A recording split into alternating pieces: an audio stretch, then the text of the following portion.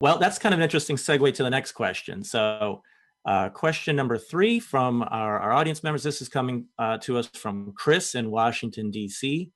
Is Die Hard a Christmas movie? And if so, what makes something a Christmas movie?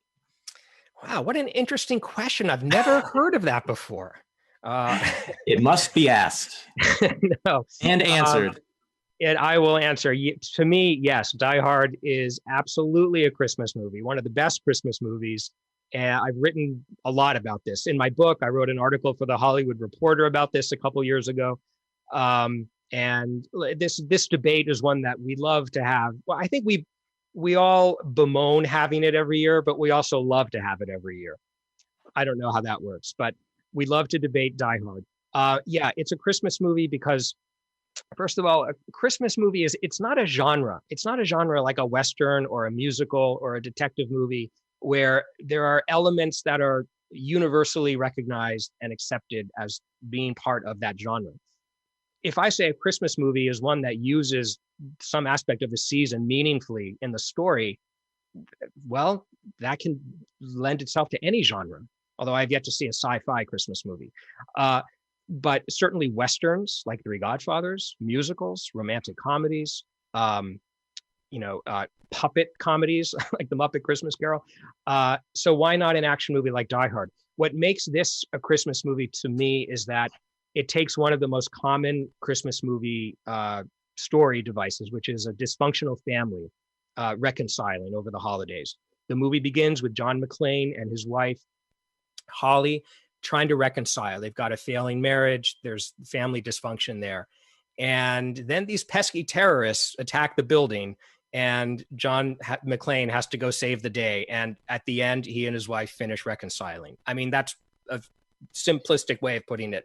All along the way, there are all sorts of other Christmas movie tropes that this movie turns into action movie variations. You have Santa Claus, but it's Santa Claus in the form of a dead terrorist wearing an ugly Christmas sweater that says "Ho ho ho! Now I have a gun," or now I have a machine gun. I think when the terrorists, when they're actually not really terrorists, they're thieves. But when they open the spoiler, yeah. When they open the big vault that they're trying to get into for half the film, and they finally get in, it's done to Ode to Joy on the soundtrack, which actually works its way through the entire film. And it's like they're opening the biggest Christmas present that's ever been wrapped up so hard that they couldn't figure out how to unwrap it.